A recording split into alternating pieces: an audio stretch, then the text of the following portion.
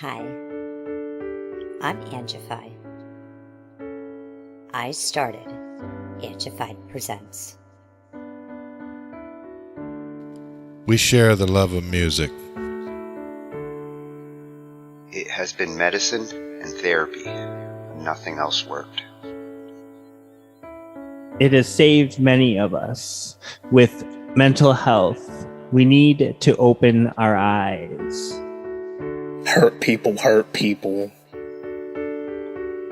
We ask that you listen, comprehend, and relate with your ears. Form that heart of unity and one. We share on this stage. Statistics, feelings.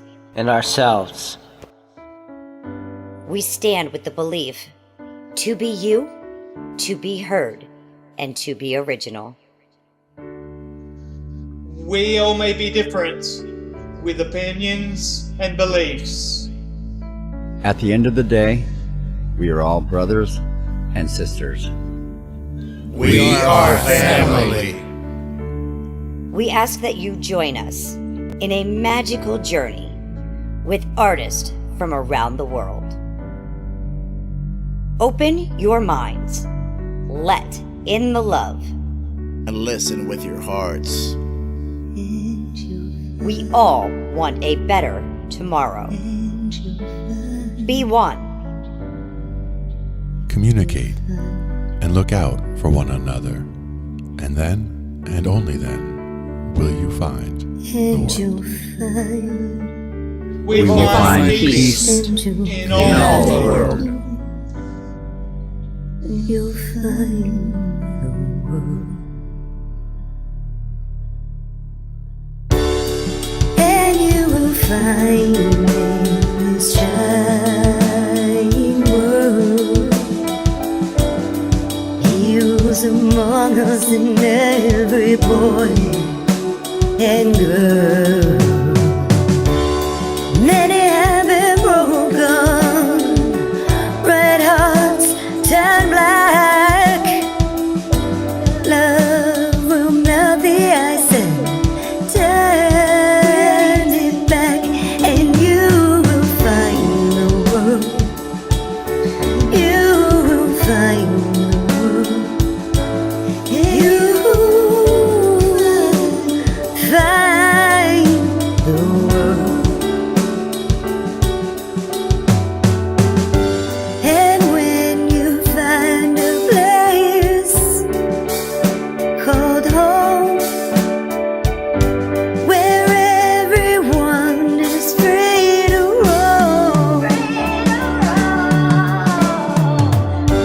a whole new world, a better place for our children's futures at stake. And you'll find with music in your soul,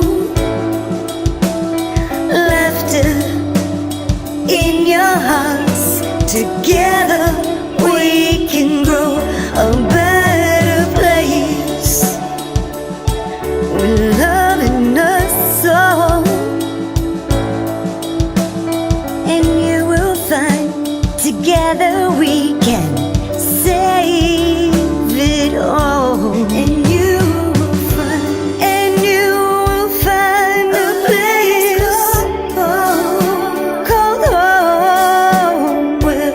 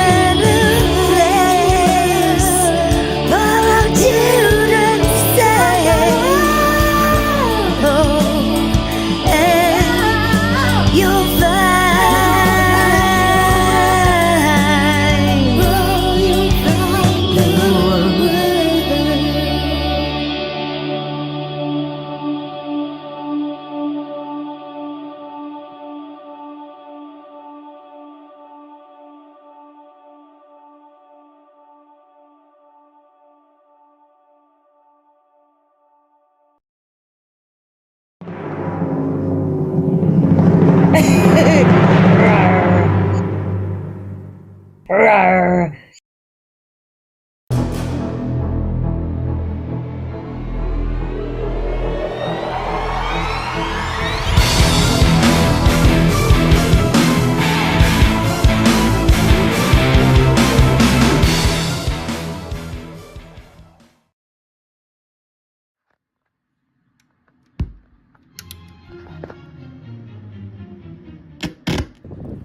"32 artists from different genres, from all corners of the globe. We're internationally known. Do it. Don't be scared. It's just the WAG, baby." Guess what? We're full, baby. The WAG is going to go down now. It is. We have our 32 picked, chosen, and told. Welcome to the WAG.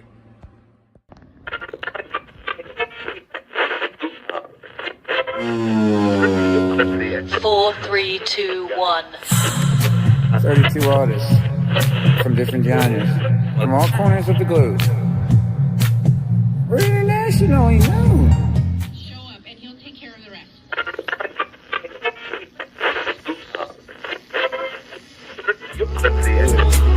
Don't be scared. It's just the WAG, baby.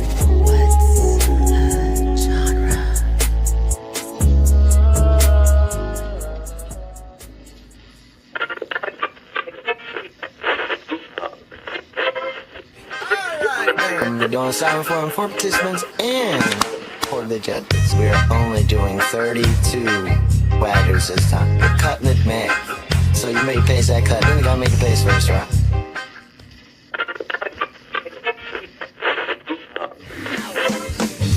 Are you signed up yet? Do it. Don't be scared. It's just the WAG, baby.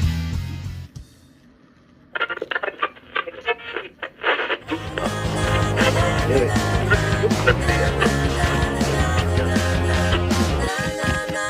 Don't be scared. It's just the WAG, baby.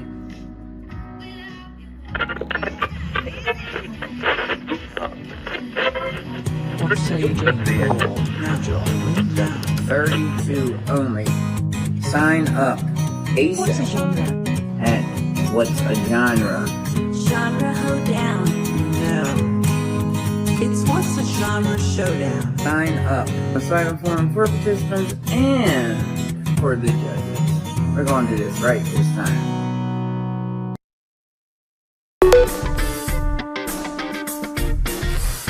Everybody wants to join. Everybody wants to join the What's Your Genre Showdown. Everybody wants to join. Everybody wants to join the What's Your Genre Showdown. We cover digital audio workstations and music tools. We explore theory, gear in 82. How to arrange, compose, and the art of arranging. Taking a look at AI and how the times have changed. On a PC or a Mac and even with a mobile device. We'll be talking about it all every Thursday night. From software to plugins and synths that entice. Dive deep into tech and let creativity take flight. Talkin' IT. We're talking IT. Come and join in and have some fun. It's highly educational with a lot to learn. From bedroom producers to seasoned pros, we're breaking it down so knowledge grows. Whether you're a DJ or a beat making wizard, we got the tips and tricks to make your sound sizzle. Mixing and mastering, that's our jam. With the tutorials and tips on how much rap. Get the best quality from your setup and gear. Tune in every week and lend us your ear. We're talking IT. Come and join in and have some fun. It's highly educational with a lot to learn. We're talking IT.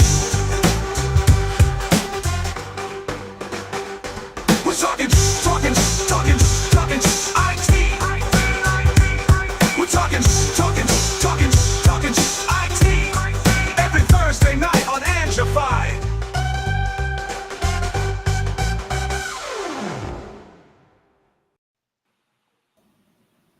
Oh, do do do do do do. I love that intro. Nice. I love it. I mean, it's original. It's something.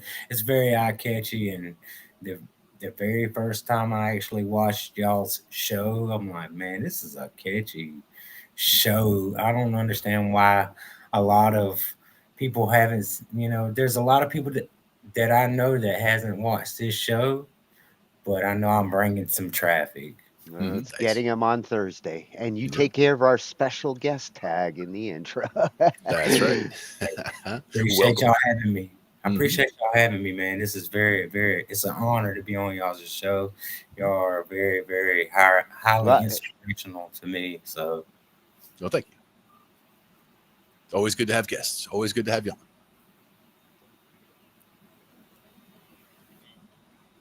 And we've got a special show tonight. It's a combo treat. The WAG Round 2 submissions are in, and we get to check them out first, even before That's Ange. right. And that's something that we rarely get because she's always got the first dibs on this stuff coming in. Yeah. And Mike, BigFaxThaTruth, gets the first track in what we're going to be checking out tonight. Man. This track right here is a very good track, and in fact, this is actually expanding us. Well, before you go into the track, I'm going to show what we're going to look at tonight, and we'll get into your track to the IT cave. All right. Flip around, and what we're going to do is we're going to mix it up a little bit tonight. We've got 4 mashups for round 2. So we're going to take a look at each mashup, and then we're going to switch over to some psychology videos. Glenn, you are going to love this channel I found tonight. It's so good that like all the videos are coming from one channel, because when it comes to music and psychology, I found a killer channel, and they're metalheads. Nice. I love it. So our WAG tracks are going to be coming from Ange's playlist. That's going to be in the description. You can see the links to each one of these songs and to this playlist. And after we check out Mashup 1, we're going to go over to the Psychology of Rock at Psychology of Rock over on YouTube.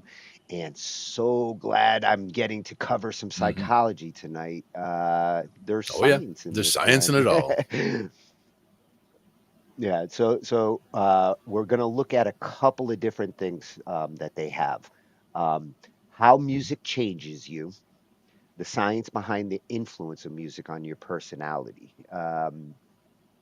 This is kind of like, why we listen to the music we listen to and how that music affects us. A great way to start on the psychology of the music. And then after we do the Mashup 2s, we're going to look at the psychology of drummers. And from there, we'll go into the Mashup 3, and then we're going to look at the psychology of guitar players, because drummers and guitar players are the ones that intrigue me the most. Psychologically. With the drummers, it's the separation of all 4 limbs and having 4 things going on at the same time independently that can conflict with each other. And that's the part that, if you can get something like digga digga digga over here while you have something going over there, it sounds very simple, but trying to get it all locked in at the same time is very tricky. Yeah, and I've always suspected there's certain characteristics of guitarists and drummers that I'm curious to see what science has. Enhanced motor control. I see it. Yep. And then we'll be doing the Mashup 4s. And for the final video, we're going to look behind the science behind musical instrument choices. So for all the other musicians out there, this is more about like why people tend to pick the instruments that they do and what influences their decision making there. There's a lot of things that go into that. And that's the thing is, with some people, they have a very specific thing. Like they like this particular style or this particular artist, but other people are kind of all over the map. I'm definitely all over the map. I mean, if you sat down in my car and looked at the presets on the radio, it's like, one's classical, one's jazz, one's, rock, one is hard rock, and there's got to be a I dead wish. I channel mean, if in there was a there. dead station, I'd be listening to it. But any station that might have the dead, those are 2 or 3 of the stations that are in there. Plus, when I drive, if I drive out to Pennsylvania, I have another 6 stations that are out there that, you just go through the strong stations when you get there and you pick a couple of them. So one of them's country for sure. And that's the thing, is I was never really a country guy, but just in driving around and just hitting the buttons and finding something that comes in on the radio, and then it's country, and I listen to it and I'm like, yeah, I like it. So I've come around on country, let's put it that way. Well, then you're gonna like one of our mashups, which has some country in it. And speaking of our mashups, what we're gonna do, we're covering the WAG Summer Series, and this is round 2. And for round 2, the first mashup, we're gonna take a listen to these 2 songs. We got Big Fax to give us the facts on his and Mayvai's track. And they were going against Oddball and Vampire for hip hop rock. So it really is a mashup on this one. So I mean, this track right here, I mean, we was going for more. We had another track, so the track, it just wasn't hitting. And Mayvai's like, Mike, I got something. He calls me Mike, so he's like, I got something different. So it came with a harder track, and I'm glad that the lyrics, I still had the lyrics written, because they fit the song, and it was in the same key, and it was in the same way. So this song is like one of my favorite songs, because the expression on this song is talking about life stages, what kind of stage of life you go through, what levels hit, what you go through, and what you experience. So now I'm experiencing the WAG. I was scared before, but don't be scared. It's just the WAG, baby, as Rusty said. That's right. Well, and the WAG stages kind of go like life Exactly. stages sometimes. I kind of shout out one of the last Waggers track. I didn't really see it until Mayvai said something. He's like, listen to what you're saying. And I kind of shout out to one of the last Waggers tracks, and I'll let y'all hear that. Y'all be able to find that little key in there. And I'm enjoying it so far, man. I'm nervous about this. So you've gotten through 2 rounds, and I feel like the first couple of rounds, especially you're brand new to the WAG, they're the trickiest, because you really do have to get used to the format. But ironically, in the later rounds, the more advanced genres come in. Oh yeah, so it's tricky going in to learn how to do it in 7 days, collab with a mystery collabor. But as you get comfortable doing it, the genres start to pick up in I know it's not going to be easy, but my goal is to be a winner. And these last 2 tracks, the wheel has spun in my favor. In your wheelhouse. Oh, Ange, don't block the playlist now. I'm about to go through it. It's fun in my wheelhouse. I got DJ Tatius on the first round, Mayvai Hendrix on the second round, and I'm kind of praying for Daurian on the next round. Everybody wants I gotta have it. I mean, it's just it's just a thing. So man, I hope y'all love this track, and can't wait for it to be released out on all platforms. So yeah.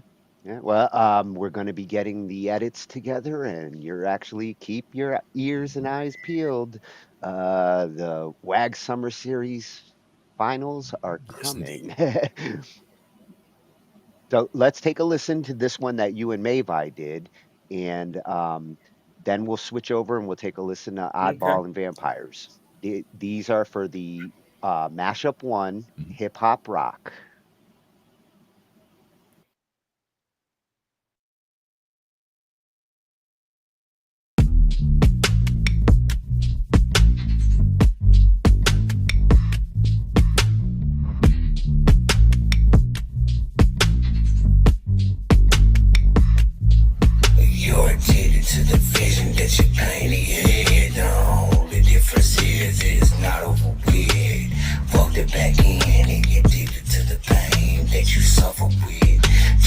fighting for my energy, overcome the opposition. Always be kind, rewind a vivid image. Maybe you just full of it, addicted to the lyrical tension. It's just demon time, a lot on my mind. I'm playing in my dreams. Growing up ain't easy where the rules keep on changing quick. Loving lost and legends, man, this journey it'll make you sick. But the beauty in the struggle, in the way we rise and fall, learning who we really are when our backs against the wall. From the cradle to the grave, we're just trying to make some sense of this wild ride we live in, so beautiful and intense. Years go by like the seasons, watching young become the old. Stories that we carry, some silver and some gold. Life centers its ways around a habit that you faithfully become a devout. As you try to find the faith and strength to show some restraint and become salient to all those around. And if you feel the need to leave them all for a spin, now's not the time, you're gonna have no out. Life centers its ways around a habit that you faithfully become a devout. Yeah, you're stuck in a cycle, feels like a strong grip. Every single day that I'm the fight, it's just me trying not to slip back into a salient habit where they judge me out of spite. Trying to break out of this routine, but pleasure and comfort hold me tight. Fighting all the shadows in this epic long battle, trying to get a handle. Fighting dope with the candle, stepping on the saddle. Steed carries my weight, but this mental battle won't scare me to my fate. La da da da dee da, la da da la da dee da. Growing up ain't easy where the rules keep on changing quick. Loving lost and legends, man, this journey it'll make you sick. But the beauty in the struggle, in the way we rise and fall, learning who we really are when our backs against the wall. From the cradle to the grave, we just trying to make some sense of this wild ride we live in, so beautiful and intense. Years go by like the seasons, watch the young become the old. Stories that we carry, some silver and some gold. Life centers its ways around a habit that you faithfully become a devout. As you try to find the faith and strength to show some restraint and become salient to all those around. And if you feel the need to leave them all for a spin, now's not the time, you're gonna have no out. Life centers its ways around a habit that you faithfully become a devout.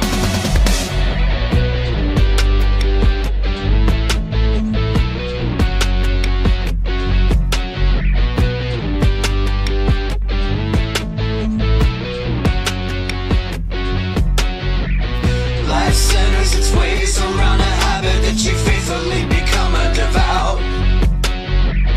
Life centers its ways around a habit that you faithfully become a devout. Life centers its ways around a habit that you faithfully become a devout. As you try to find the faith and strength to show some restraint and become salient to all those around. And if you feel the need to leave them all for a spin, now's not the time, you're gonna have no out. Life centers its ways around a habit that you faithfully become a devout.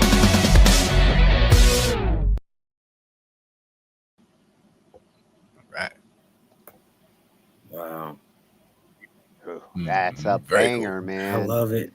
I love that song. And I gotta warn you, Glenn, that chorus will stick in your head. It's been stuck in mine I since believe it. I last believe it. week. It's got that catchiness to it for sure. It's actually trending. It's actually trending right now. I mean, it's still trending. I mean, it's been trending since we posted it. It popped up there. Mayvai sent me a copy, and I'm sitting there like, I've only trended one time on BandLab, and it's been a long time ago, but it's been trending in 3 different areas on BandLab, along with a lot of other WAG contestants. So it's crazy, man. All right. Well, it's got a lot of elements that different music lovers are gonna like. I mean, you got the hip hop Right. and the I mean, rock in there, and those are two yes, big sir. audiences. I love it. This is my favorite track so far. And rock covers a lot of ground too, so you could swing it a lot of different directions, and you definitely hit it there for sure. Well, Yeah. I really like how you two accented each other's vocally on the different parts. like hearing Mayvai behind you on your parts, and hearing you going into Right. Mayvai's part, like the vocal implementation you guys did really showed off both His of you. rapping skills, I thought, I never heard Mayvai rap. The way he come with the rap, I wanted to go back and redo my verse so bad, and he kept on saying, "No, Mike, it's good. It's really good. It's and I'm It like, was. it wasn't resonating then. And then he's like, well, let me just finish up the song and let me finish mastering it, and I'll send it back to you, then see how it sounds. So I just sat there and listened to it for a couple times, put on my headphones, listen to it with the headphones, sound good. Listen without the headphones, sound even better. So I'm like, okay, bye. Hey, that's a good sign. If it sounds good Yeah, without the so headphones, that's a hell yeah, good let's go ahead sign. and go with it. Nice. So the links for all these tracks are in the description. Everybody go check them out. We've got till Friday night. The likes and the comments are going to help to kind of get over the edge, because you guys do have a good competitor here. Yeah. You guys were going against Vampire and I'm scared. Oddball, and they stepped up too. And Solid Backbone is their track, and Vampire really like shows off his like vocal skills on this one. You get to hear like his Right. wheelhouse. The wheel spun in his wheelhouse on There you this go. one. My eyes is going.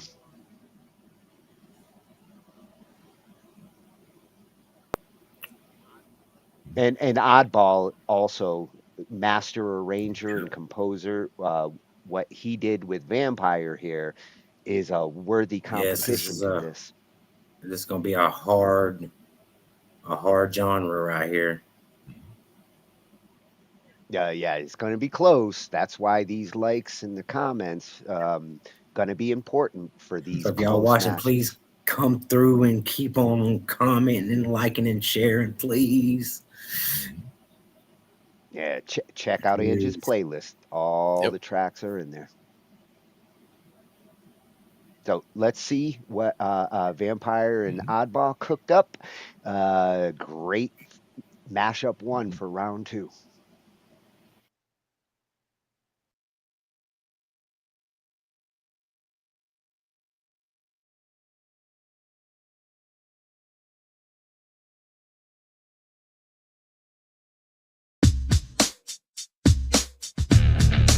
Hey yo, Oddball. Yeah, man, what's up? Mind if I do my thing? Let's do it. Here we go. First off, I'm a man on the mission. Draft the tune to the left, just listen. I stay in the pocket, got it. Just like Clint, I'm clinging to your denim. Some days I just care about plays, till I realize it doesn't really pay. Stuck in the cycle, counting up the days. 1, 2, 3, 4, that's what I say. Trapped in the mud, pulling me down, but I'll stand up and climb my way out. Gravity builds, forcing me down,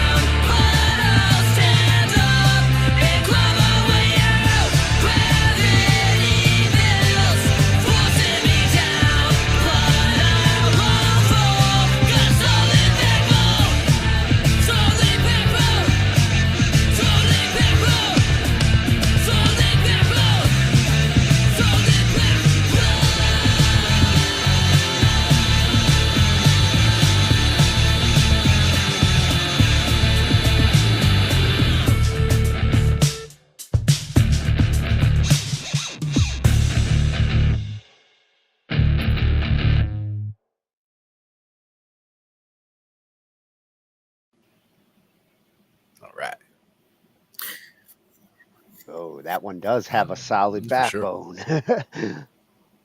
That's gonna be a good. This is gonna be good. I'm just waiting for Judgment Day, so I'm ready. me and Ange were watching during the judging videos, and we were watching your face Yeah. as this song got played to the judges, and at one point you were Yeah, like, because the whole point, they went exactly in the area that I wanted to get, but I'm glad we did what we did, but they went.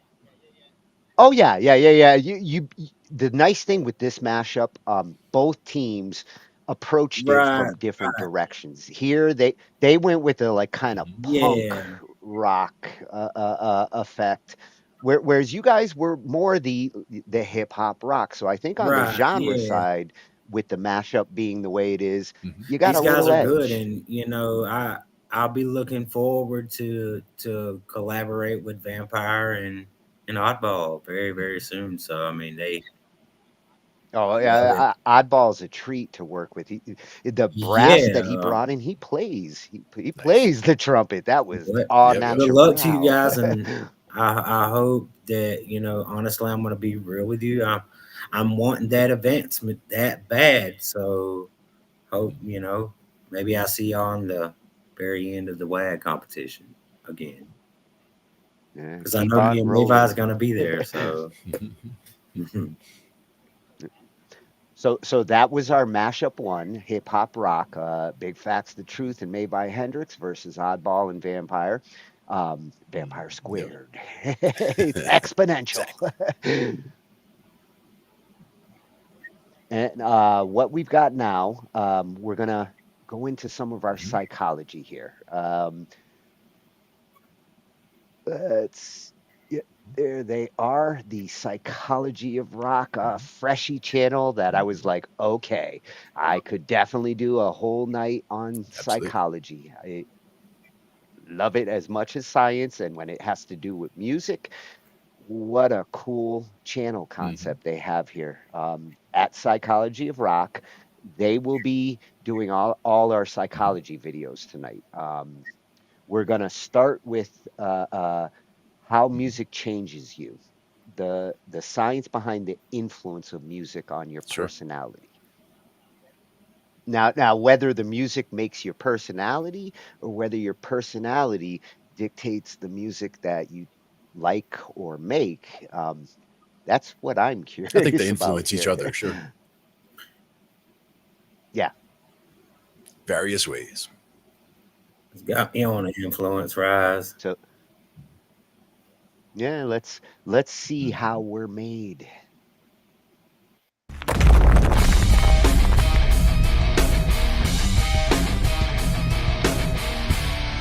Hey everyone, welcome or welcome back. If you're new here, my name's Nina, and today we are talking all about the influence of music. Now, as we've already talked about many times on this channel, our personality type and our worldview play a huge role in the type of music that we tend to like. And we can find a lot of commonalities in musical genre preference based on these factors. But there's also growing scientific evidence to support the idea that the music we listen to can actually shape our personality and worldview over time and not just reflect them.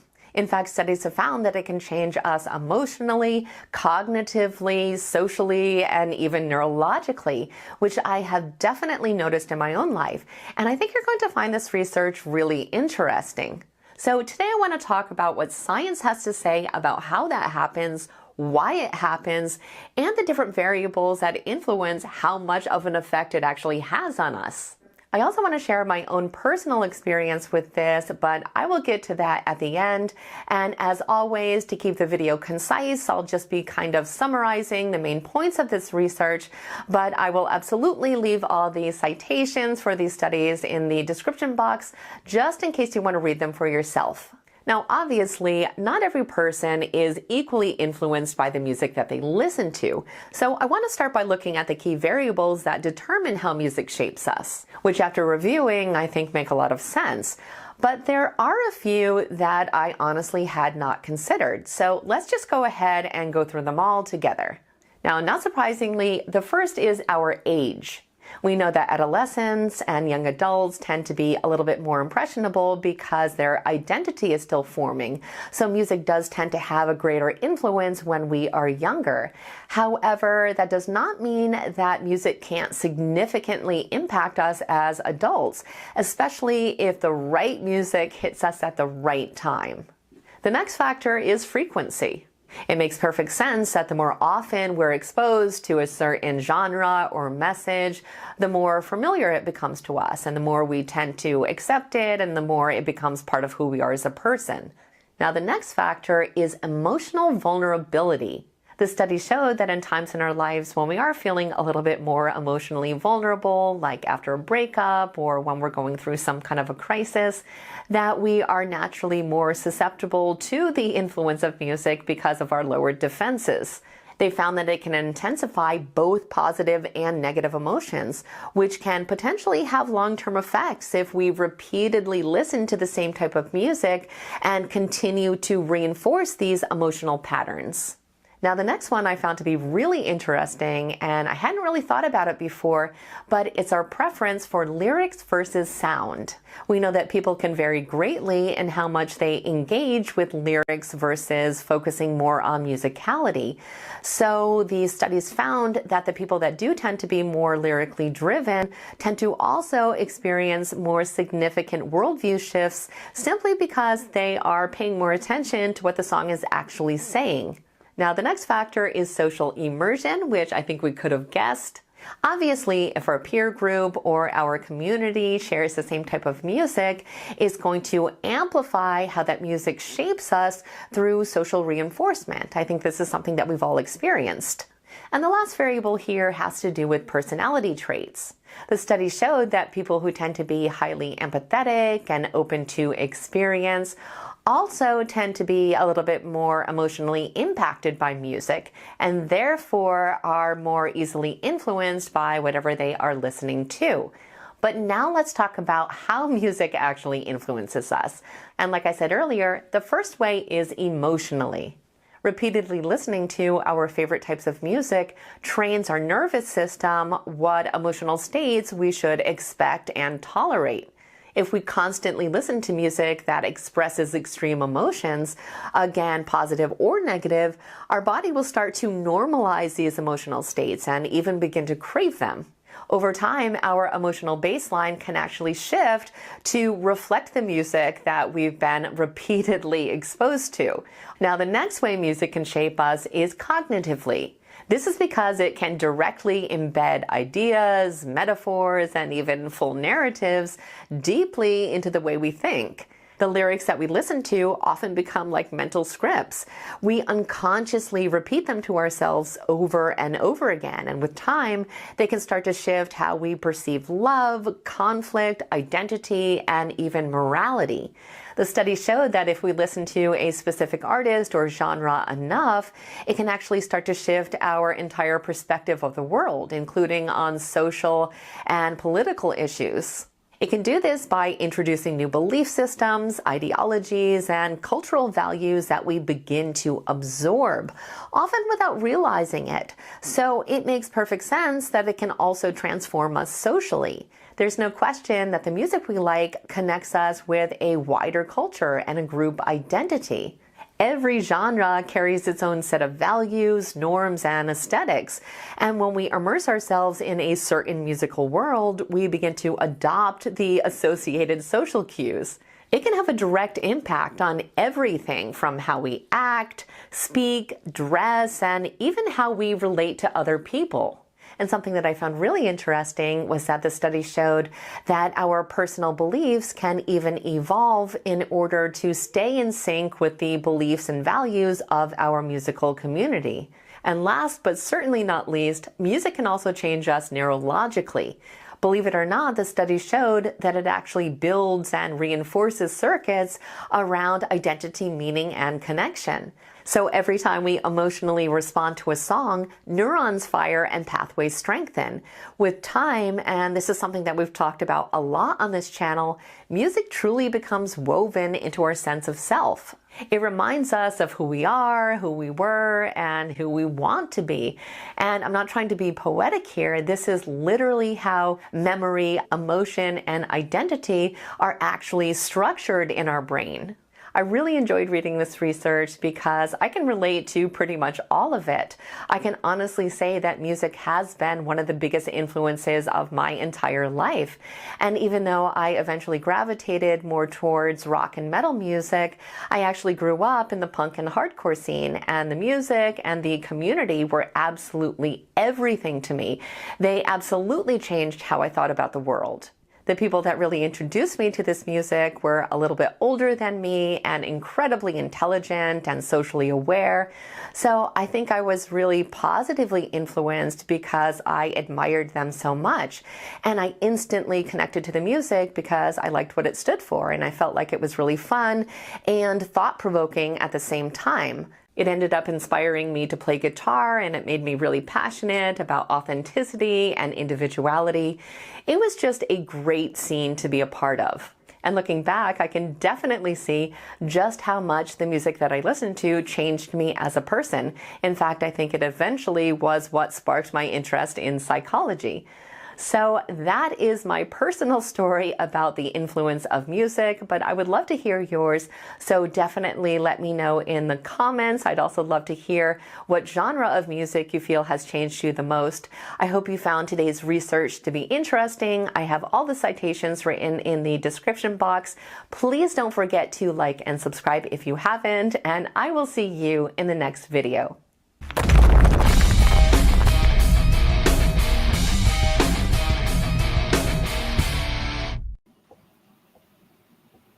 Oh, I love Nina. Excellent. Yep. Love it. Yes, this is going to be a great channel. She's a psych major with a capital M on metal. Nice. Right. I like the guitars. It's a nice collection there. Well, what she was talking about, you know, I feel it in this WAG competition. Like, it's done inspired me to reach out to other genres and stuff like that and express my feeling a little bit more. Go back and actually try to understand some of my lyrics and make sure they're not contradicting the song and yeah, more metaphorically speaking in my music. So well, it's actually, the way she emphasized the importance of emotion from the listener or the music maker, you want your emotions to be consistent. If they're not, the listener can sometimes hear where the emotions are all over the place. Yeah. Yeah. Things needs to be authentic. Everything, you know, as far as even if it's a story about a character, and it doesn't have to be a real person or real emotions that were, you know, there, but it has to be a real connectable story. Essentially. Well, and this is where the empathy and the things she's talking about come into play. People who are more empathetic will likely feel music a lot harder than somebody who's numb. Oh yeah, for sure. And I definitely want to pick that guitar up. I think me and Tony talked about that in some of our Zoom chats, and kind of want to follow my dad's path, because my dad was a freaking string bender. I mean, he could bend strings really dang good. So I'm like, no. Well, wait till you see the psychology of guitarists that we're going to look at in a little bit. But the cool thing with this one, going back to our WAG tracks now for Mashup 2, the two songs that we have here, the first one actually does kind of fit in with some of what she was talking about. It goes into My Bipolar Baby, Rusty's track. With Mashup 2, we had country blues, and Rusty and Tweedle were against Maha and Dmane. Nice. And for Rusty's track, it really does kind of fit into some of what she was talking about. Yeah. Yeah. Bye bye polar baby.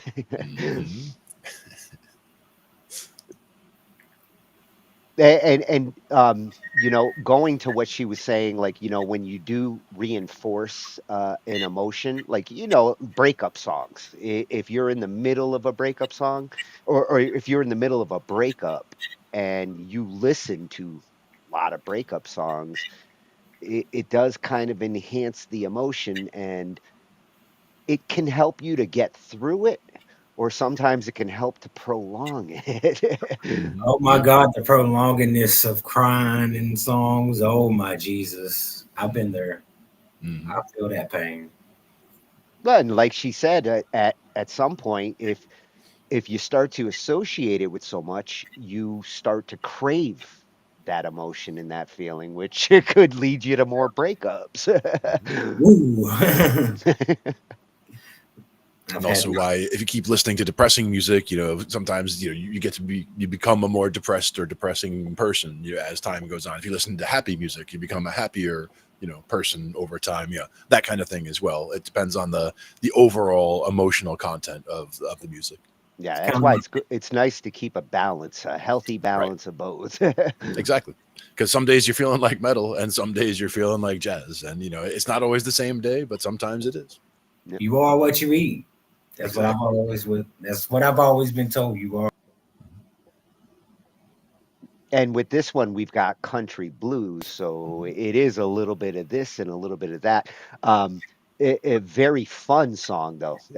It does come across more happy with Rusty's style and swagger. So you don't really feel the blues; you just hear them. Nice. I like it. So let's see what Rusty and Tweedle cooked up for round 2. Yeah.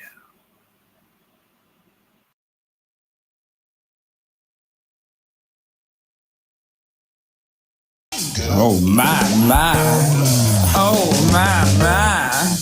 Oh my, my, my, my bipolar baby.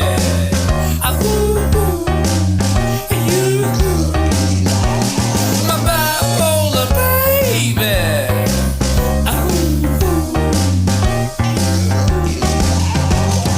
One night you're a sweetheart, baking me a pie. Next night you're a pistol, shooting me that eye. You hug me like a kitten and scratch me like a pet. Girl, you keep me guessing, but I kinda like it here. Baby, baby, baby, you put the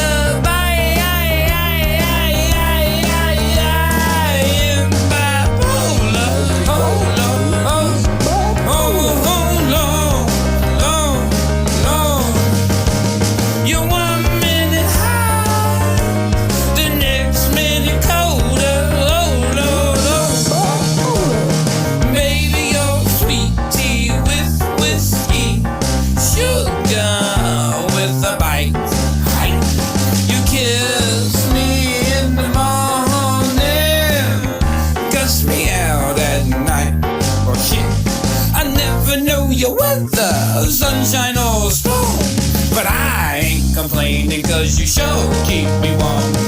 Baby, baby, baby, you put the fire in bipolar. Oh Lord, oh Lord, Lord. You're 1 minute high, the next minute colder. Energy from the sun, well, we'll call that solar. When you strike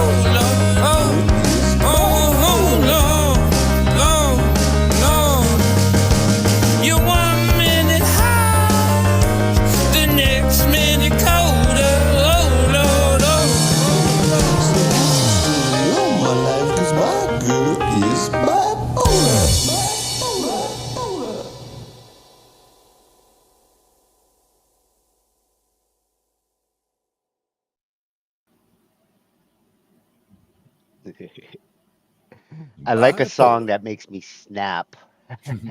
Yeah, absolutely. The bass line definitely hits both marks. Yep. Oh Lord, Rusty, what are we gonna do with you? Exactly. Well, I love that he pulled the Elvis out of Tweedle on that one towards the end. Definitely. Some good stuff all around. Yeah, and they did have some help from Daurian's writing desk. They're both lyricists and vocalists, so we have a contingency in there that if it's two singers, they can utilize somebody's track as long as they've got permission. And Daurian was nice enough to hook them up with a great little blues groove. That's a really good song. I mean, Rusty is a really, really good artist, and I've had a chance to actually work with him before the WAG competition and do a song with him. I've actually done 2 songs with Rusty, and I'm just ready to see what our genres can do together later on down the road. what the wheelhouse spin does. Yeah. Well, after the WAG competition, the future collaborations with him is going to be awesome because we're still evolving and we're not done yet. So, yep. Oh yeah, a lot of these Constantly waggers are gonna. Yeah, a lot of these waggers gonna be collaborating more in the future. Yep, definitely. Yeah, Opens what's up good those with doors. that one? You really hear Rusty's style on this one. If you're familiar with Rusty's music, this represents, his kind of flashy fun. We call it like carnival effect. He always brings that into his style. Yep. Right. Always crowd pleasing. Yep. Now they were going up against Dmane and Maha, and Dmane and Maha, they had a slow start. They didn't really get to Maha's on a different time zone, so it was a little tricky for them to get together. It wasn't until the later in the week, and with 7 days that can be tricky.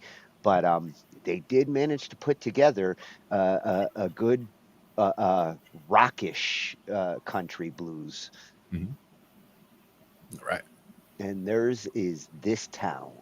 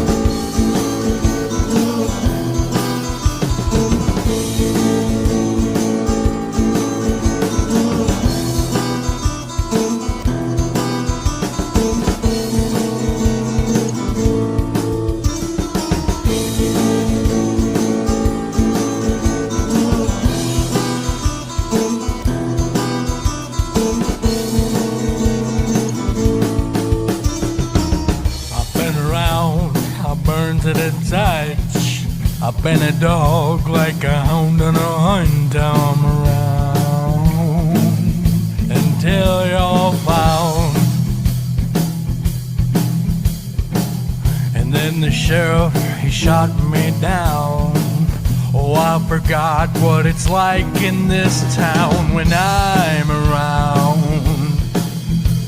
When I'm in town, I might sin a little, do it again and again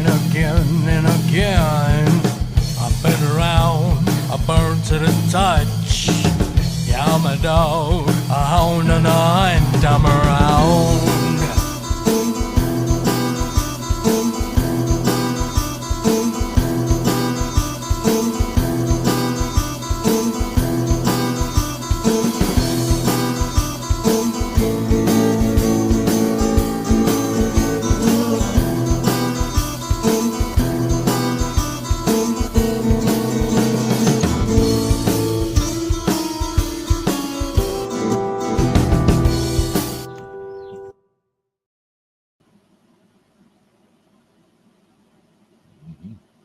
I've been down.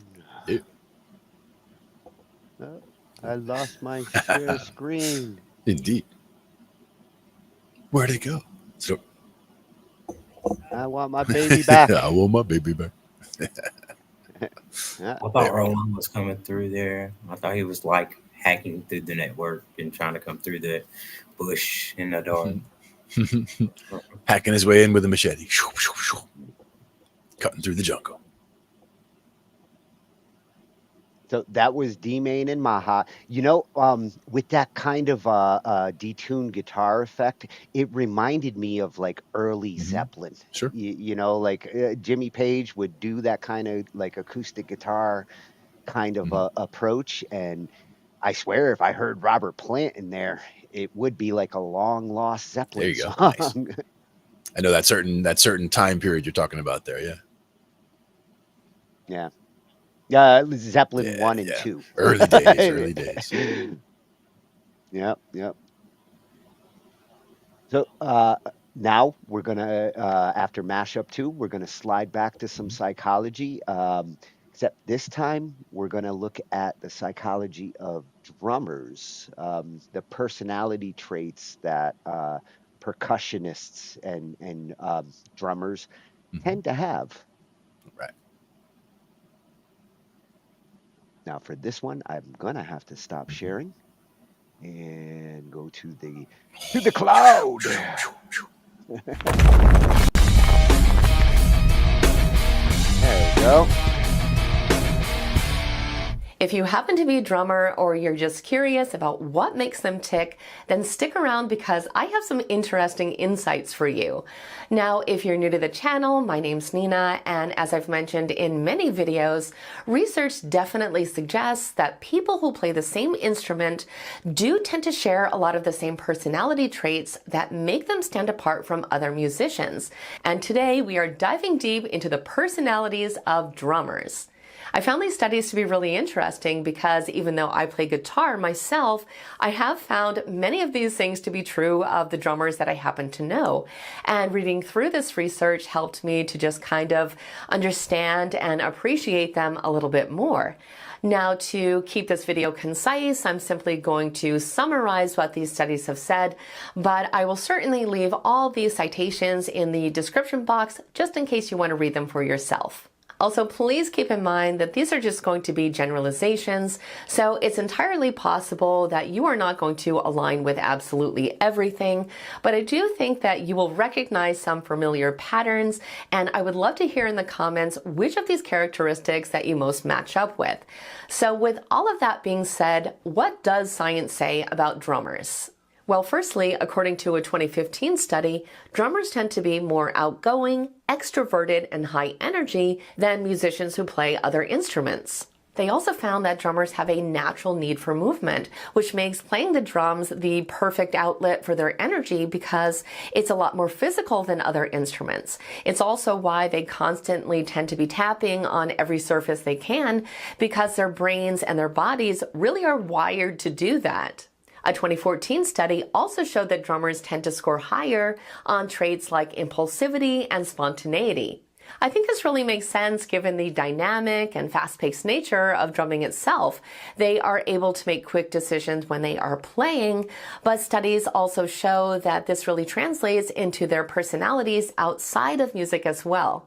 Studies also show that they are highly likely to be risk takers and can dive into new experiences without a lot of overthinking. They also tend to be pretty unpredictable and adventurous. Not surprisingly, they also tend to score really high in sensation seeking. This just means that they actively seek out high-intensity activities that provide stimulation and excitement, like playing the drums, but again, this is another personality trait that definitely tends to go beyond just the music. The studies showed that they're often drawn to high-energy environments and activities because their brains actually crave this type of adrenaline rush, and they also don't really seem to mind being outside of their comfort zone.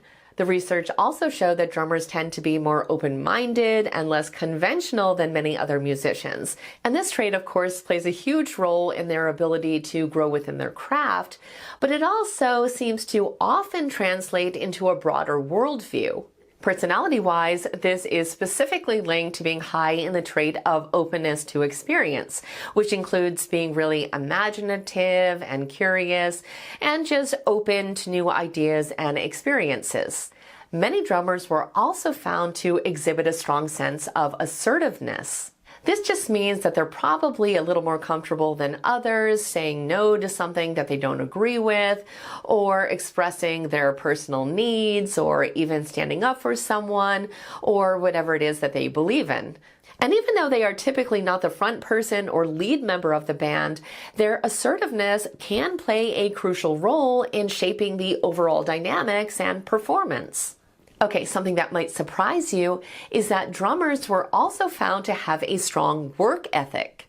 Now, I know this one seems to go against the jokes and these stereotypes, but I think it does make sense when you think about it, because even just the physical demands of drumming often require significant practice and persistence. But it was also found that drummers often apply this same level of dedication to other aspects of their lives, and that they can often devote themselves to things that they care about for long periods of time without losing energy or enthusiasm. I also thought it was interesting that sense of humor was linked to drummers, because this is something else that I have definitely noticed. The study showed that they often regard having fun as being a highly important part of life, and also an essential part of their stage persona. And coming as no shock at all, research also showed that drummers often exhibit nonconformity, both in their musical approach and their personality, and that they tend to challenge social norms in things like their relationships, lifestyle, and behavior. So they may question authority and really like to do their own thing and value critical thinking and independent thought rather than try to just simply conform to societal standards. So all of this being said, tell me what you think. Do these personality traits match with you or the drummers you know? I'd love to hear your thoughts in the comments, and please know that if not everything matches up, that is perfectly normal. Remember, these were just the general trends that they found, so it could be the case that not everything is a perfect fit for you. For example, my favorite drummer, Neil Peart, was certainly not extroverted, but I do still think he aligned with most of what this research indicates. So I look forward to hearing if this was accurate for you and what you think these studies may have overlooked. I want to thank you so much for watching today. I hope you enjoyed the analysis, and I will see you in the next video.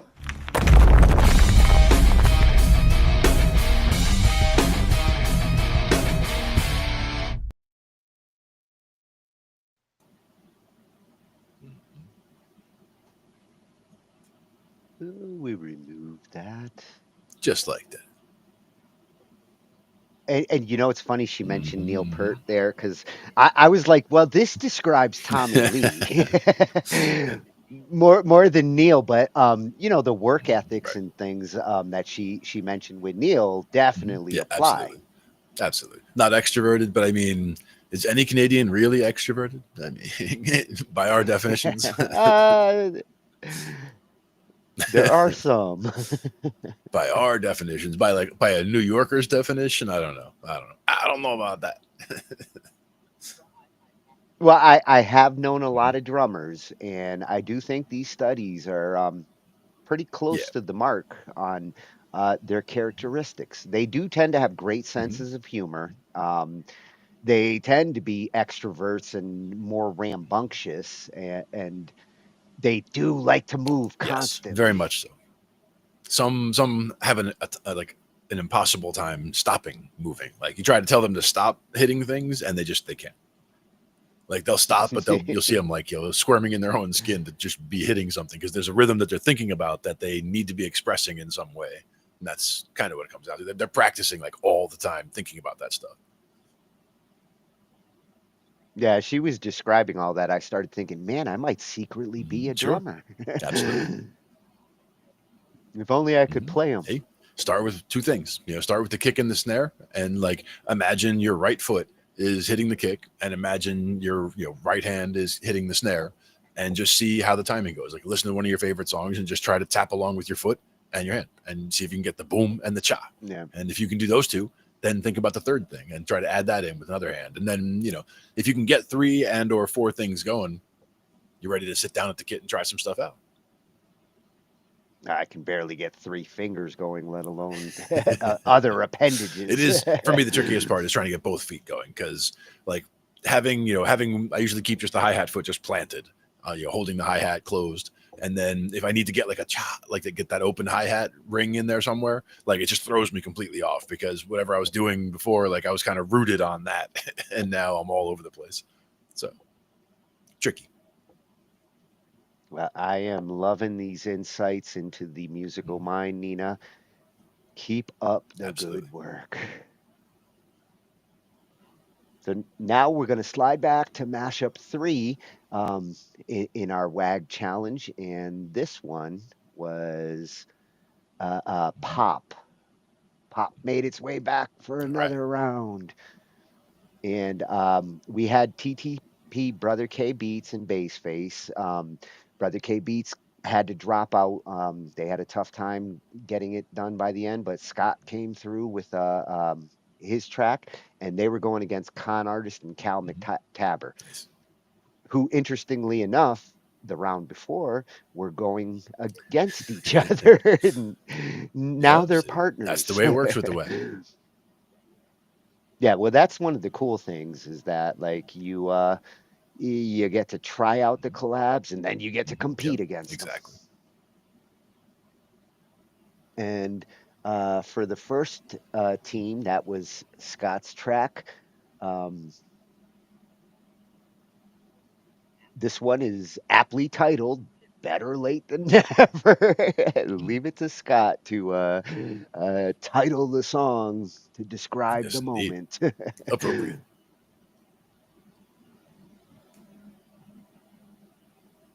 So let's see what kind of pop we've got here. Pop it up.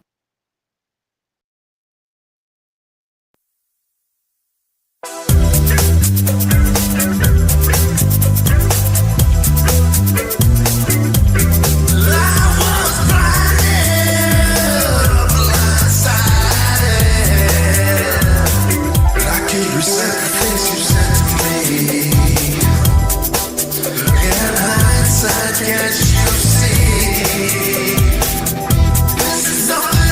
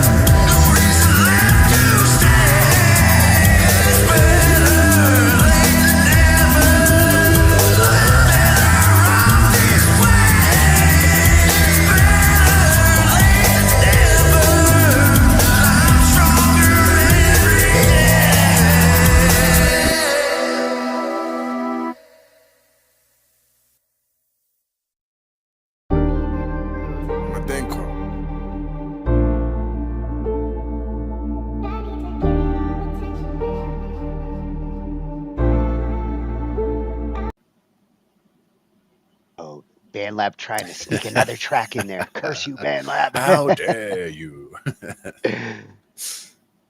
I usually catch those. It happens. All good. Better late than never. Right, Scott? That's what I heard. Mm-hmm. And you hear those like freaky space kind of sounds that did have like a space pop effect. For sure. Yeah. A ballady kind of pop. Yeah. You got 308 plays.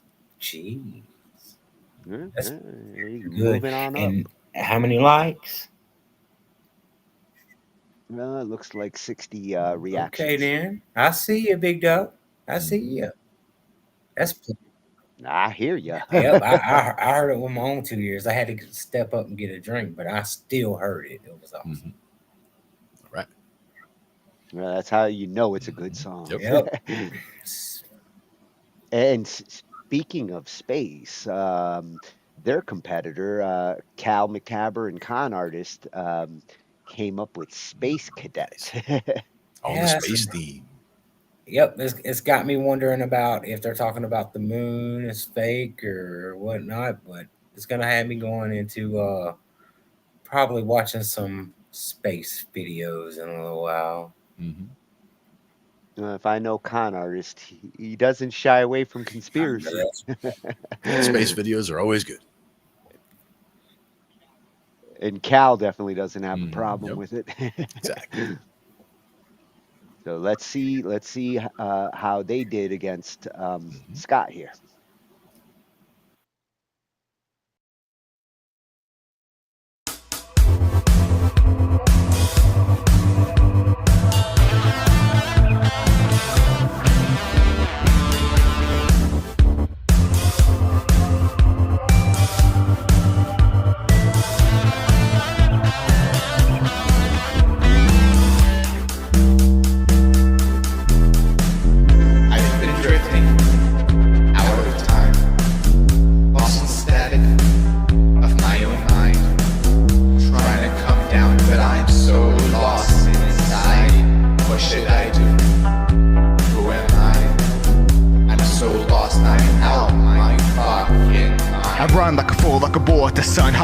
Score, not swerving for none. This is my single burden. I toss and I turn, but the cost is my courage. A common occurrence, no thoughts of concern. It's a bomb that is burst and is popped out, determined. Locked in a world when the thoughts about my purpose. Alerted and not stressed out, but I'm searching to find what I can further refine. I'm concerned for the time. If I'm burnt, then it's fine. I'll embrace what is mine. I'll take it. That space is vacant inside my mind. I've been traveling, I'm floating like a satellite.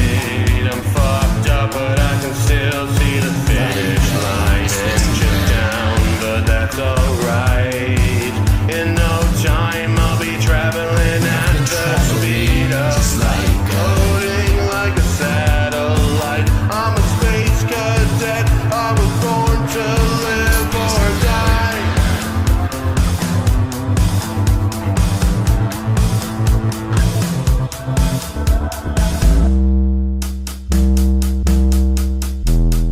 Going where my mind is clogged, my vision's fluoxetine among the planets. I imagine in a madness, in a trance of my own sadness. Understand this, I don't lag behind on accident. I'm encapsulated by my castle. It's the spaceship I've advanced to. Been invaded, it embrace it. Into asteroids are ripped it, but it still remains. It's in the abyss, all alone, reminisce about home, the suspense. I'm a clone of who I miss, but the coldness is rich, I've gotten used to it. Now I'm frozen, I'm stiff, but the fumes are lit. So I'm nodding, I'm trotting, long and I'll ponder. I upgrade my armor to soften and blow. Then comets arrive, consciousness kind of wonder. Karma has got smarter, I don't even mind the surprise. Consciousness caught in wonder.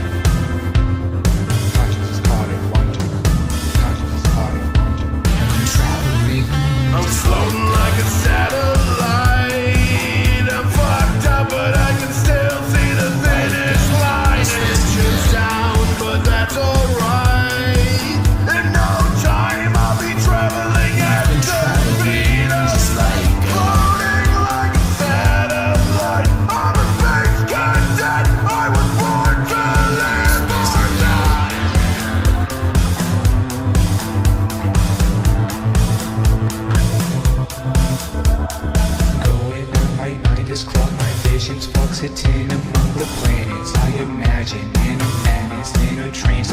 own sadness. Understand this, I don't lag behind on accident. I'm encapsulated by my castle. It's the spaceship I've advanced to. Been invaded, it embrace it. Tinted asteroids are ripped it, but it still remains.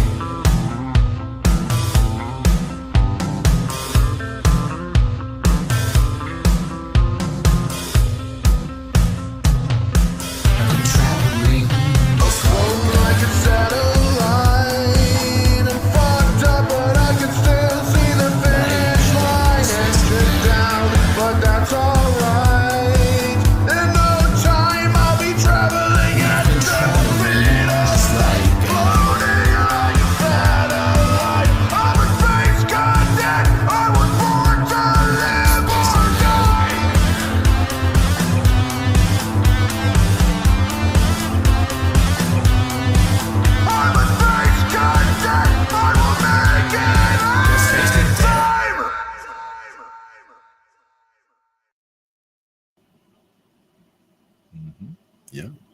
Yes, that was rockin' vocals. Yes, Uni. indeed. Very catchy. Yep, it's got that catchy factor. It's got a little Pink Floyd flavor if you think about it. You know what I'm saying? Kind of like spacious Pink Floyd, but if you was on something and listening to that, that would put you like in a daze. It's like they said, I'm fucked up, but I can still see the finish Yep. line. Exactly. I love it. Shout out to ConArtist. It's between him and Daurian. It's between him and Daurian next for me. So I mean, been wanting to work with ConArtist as well. So Oh, I'd love to see those two get paired up too. Absolutely. Well, I really like Cal's guitar approach. The first round, I loved how he approached the guitar for his first round track, and with this one, he does have a pop side to his guitar approach that unique, catchy. Yep. Very cool style. I love this track. Yeah. This one really is growing on me. You might just be a space cadet. And Cal is definitely a guitarist, and now we're going to go into the mind of how the guitarist works, because it's a little different than the drums. Sure.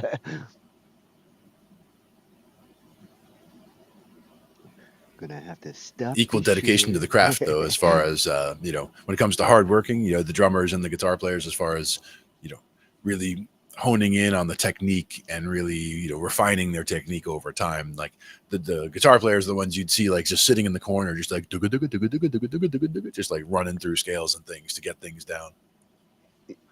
Yeah, sometimes they can be the introverts, the counter to the extroverted drummer. And they play, a lot of times the most flamboyant on stage, being the lead guitar player trying to be out there in front. And so it's kind of like the opposites there. They have both sides of that coin. Yeah, let's see what's going on in their heads.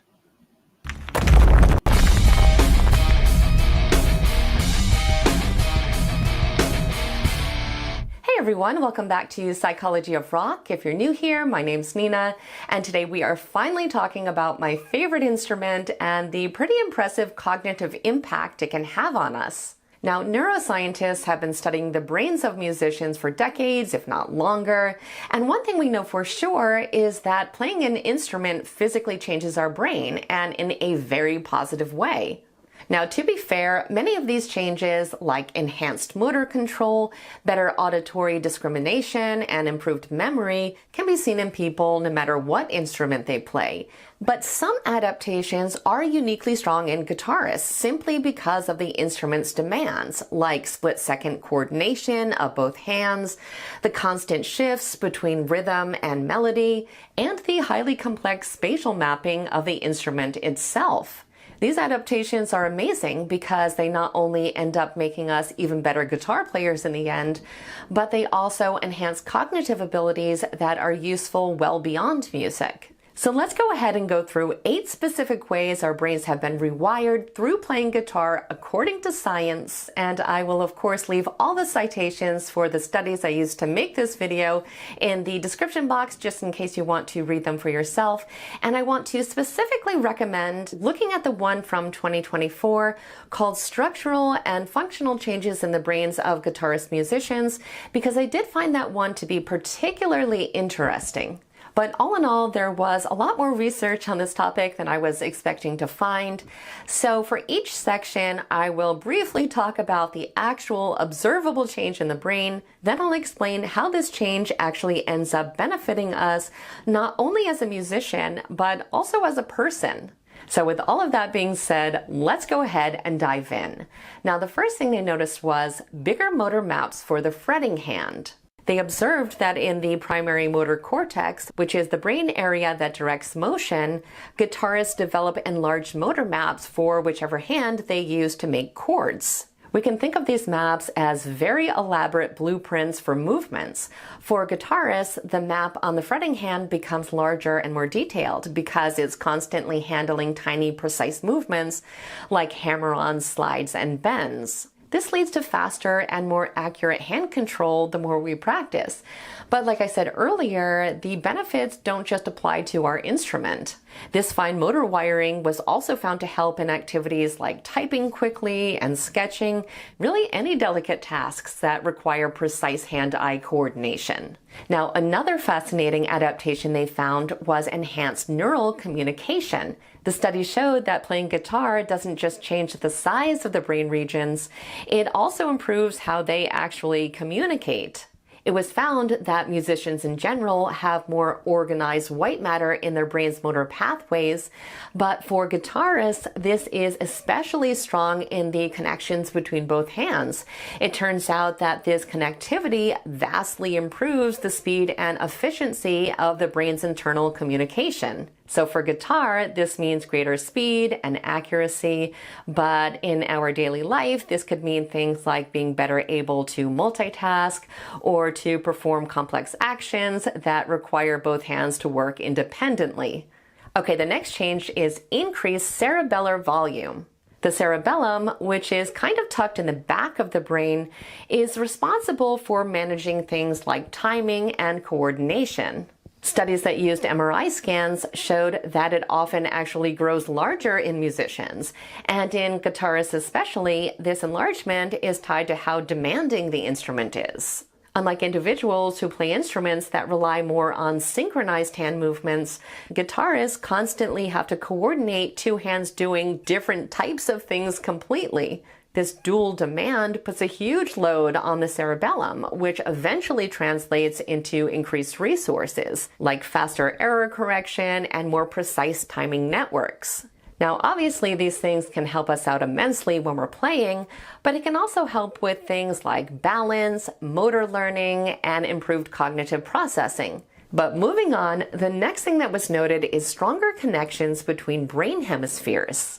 The study showed that the corpus callosum, which links the left and right sides of our brain, is also stronger in musicians, and playing guitar specifically seems to push this even more.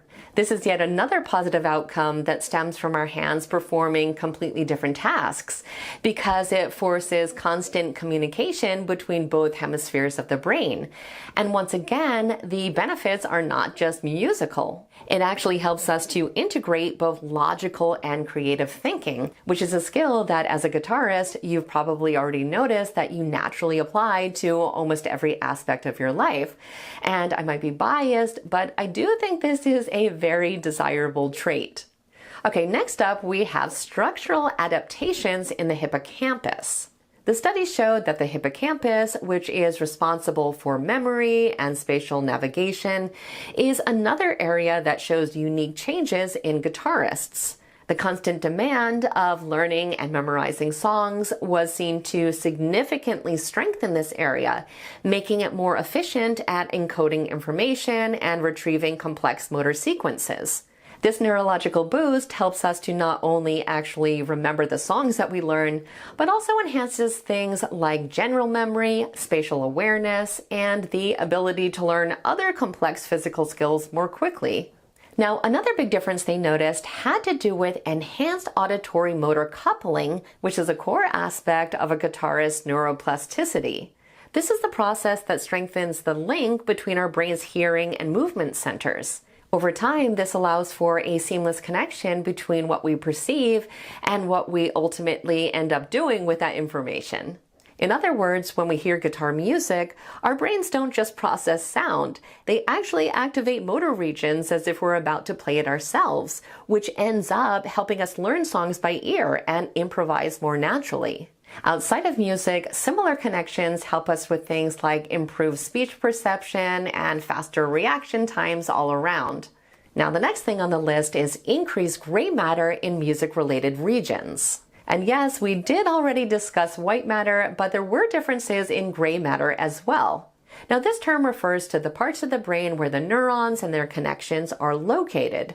When there's an increase in gray matter volume, it's a tangible sign that our brain is adapting to skills and building more efficient neural networks. The findings indicated that because of this, long-term guitar practice is linked to both greater mental agility and resilience. This contributes to a strong cognitive reserve that helps our brain adapt more effectively to new challenges throughout our entire life.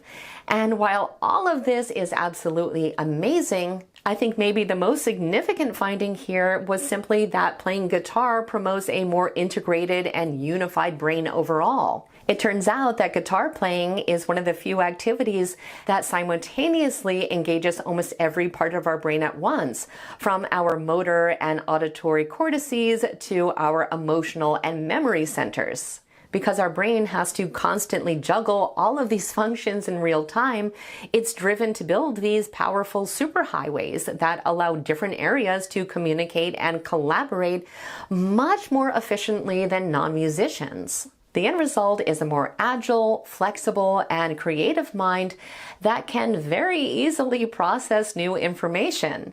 In essence, every single time we play, we're physically reshaping our brains to become faster, more connected, and more adaptable, both as musicians and as human beings. I'd love to hear in the comments if these are changes that you've noticed yourself, and if there's anything you'd like to add. Please do me a favor and let me know what you'd like me to cover next. Also, don't forget to like and subscribe if you have not done so already, and I will see you in the next video.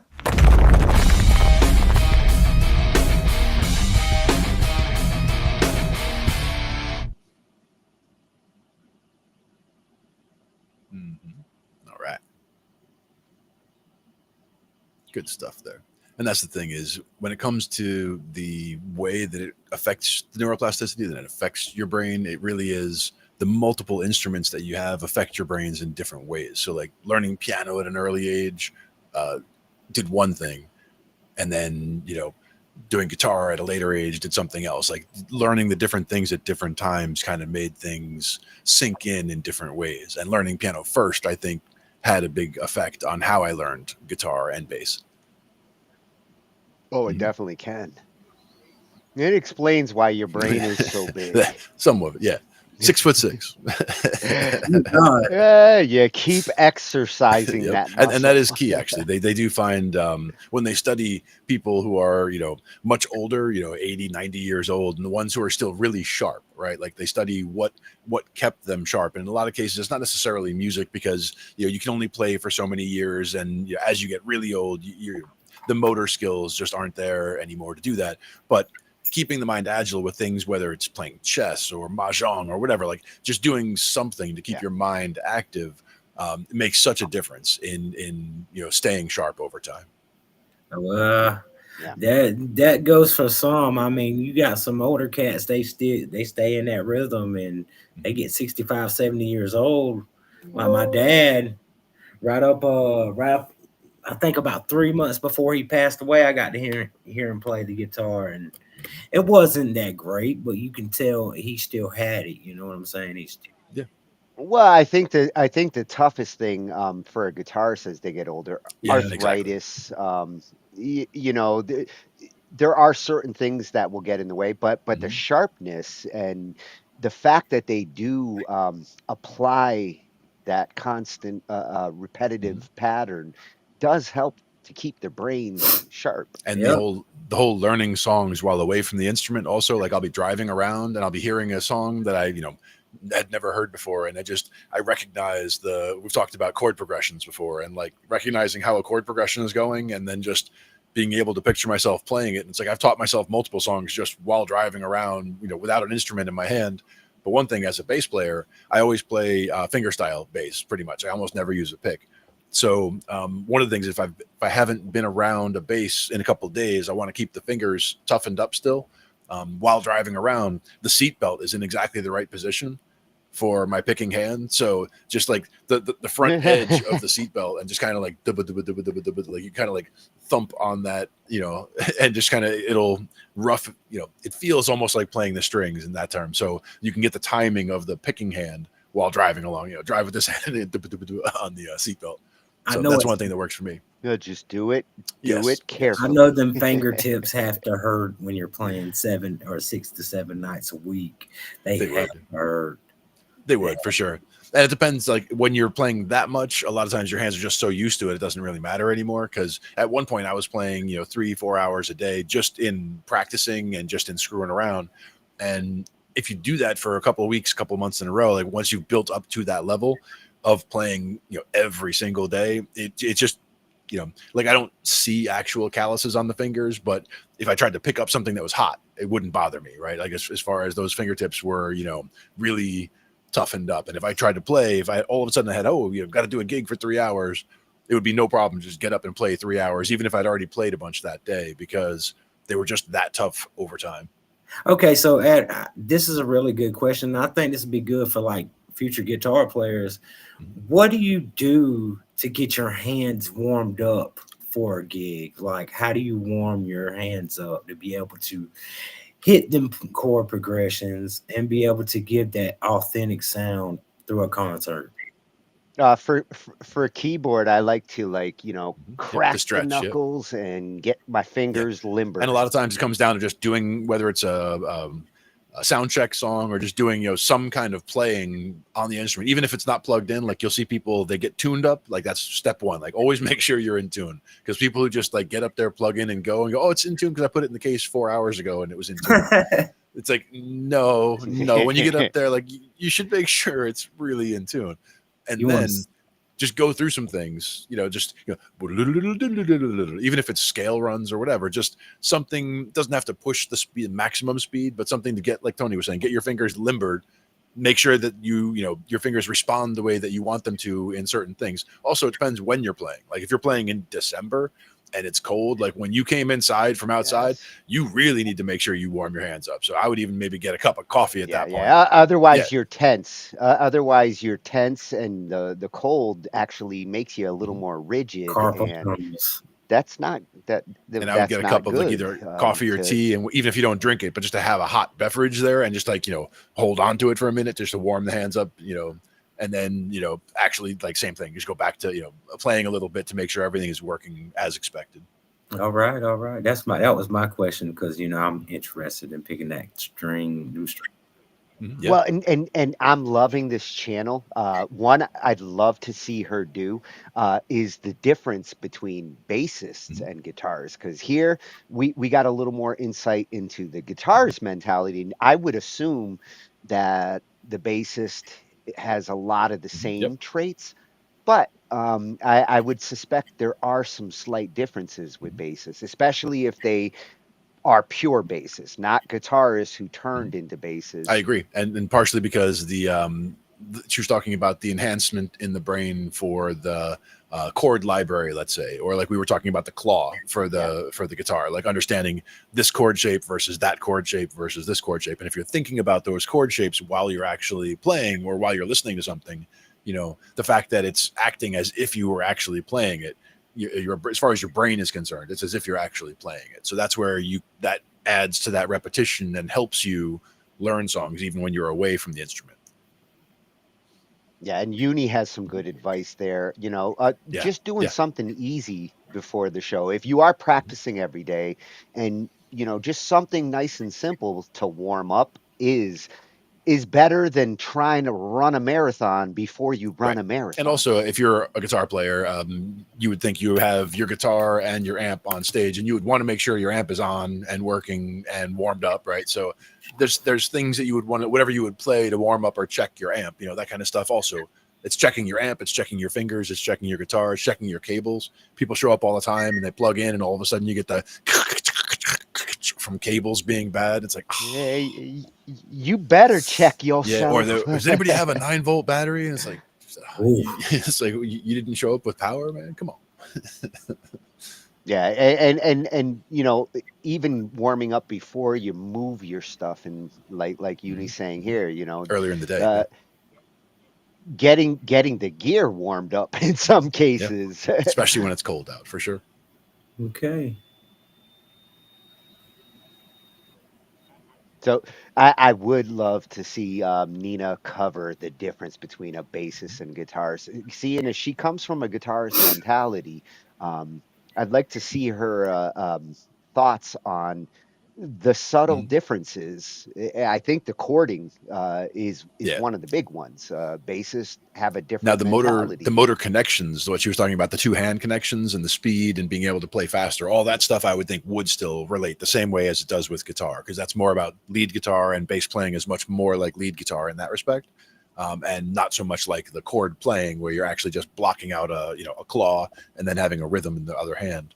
It's a little bit different bit of timing, but even there it's still very complex timing with how you hold down the strings and how long you hold down the strings. If you're doing little chirp chords, you want to hit that chord really quick, but you want it to be like a chop, where you're only having that first little sound, like that's actually you hitting it and slightly releasing it with the left hand, with the fretting hand, so that you're no longer fretting them, so they stop ringing, but you're still holding them slightly so they're muted. Just little things like that over time you develop, you don't even really think about. It's just part of how you're playing. But if you were to try to teach it to somebody new and they're just like, they start just playing a chord or whatever, like there's little nuance that you have to pick up over time. It just takes time. Yeah. Walk. Yes. Before you Yes. run. And that's why there are, systems or things that you want to learn before other things. Like when we talk about the pentatonics, that's a great place to start, because that can help you in so many ways on so many instruments. Just having an understanding of a pentatonic scale and how it feels and how it sounds, being able to work with that on any instrument will help you with whatever you're doing, really. Yep. Bass tips Yes, from Blake. the bass tips. So now for our final mashup 4 in the WAG. This one is interesting. First time that the WAG has had a rodeo mashup. And oh boy, did these guys deliver on this one. I was kind of curious, like how they were going to approach, a rodeo song is a little different than your typical country song.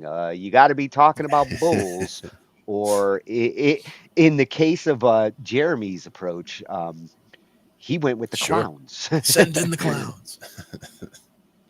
Yeah. This one we had RJS and Jeremy Hurt going up against Austin Haggerty, DJ Tatius, and Daurian's Writing Desk. I mean, when I saw these pair ups, I was like, oh my God, this is a heavyweight match. Doing the rodeo. Nice. And come to find out that Austin's father runs a rodeo. So you want to talk about the wheelhouse spinning in your favor. Who would have thunk it? Rodeo song, perfect. This song is definitely going to his father after this WAG competition. Oh, yeah. His father must be proud.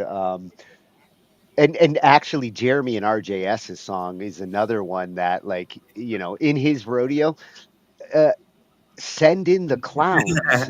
Like, I love that Jeremy thought like out the box on this one, and went after the part of the rodeo that a lot of times gets unrecognized. Everybody's focused on the bull. The fearless clowns. It's one of the judges had issues with clowns. So he's like, I don't know if I can like this because clowns scare me. That's a Kramer answer right there. Tweedledum, you ain't clowning around on this one, says Tweedledum. Yep. No fooling. Well, let's see what these clowns are talking about. In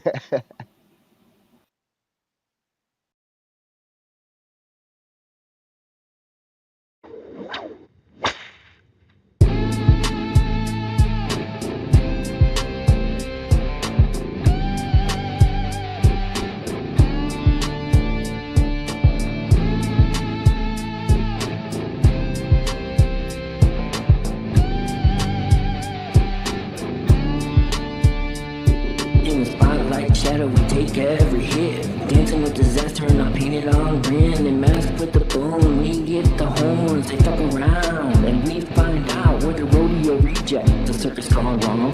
Clowns in the crossfire, but we still play along. Dodging horse for pennies, can't afford a beer. But hey, at least our face paint hides the fear. We got a heartbeat of chaos, a scream in the stands. The fearless fools fighting with nothing but our hands. Fools but are broken when we rise and fall. If you think we're just clowns, you don't know us at all. We're the ones that save you fast. They don't take a horn up the ass. Now please show the class and check out my news. Singing back, you're the ones that underpaid the fool. If you don't know us by now, here's a big bug. You must will be hiding in a barrel. Rest in peace, Dimebag Darrell. We are the ones that underpaid the fool. If you don't know us by now, here's a big bug. You must will be hiding in a barrel. Rest in peace, Dimebag Darrell.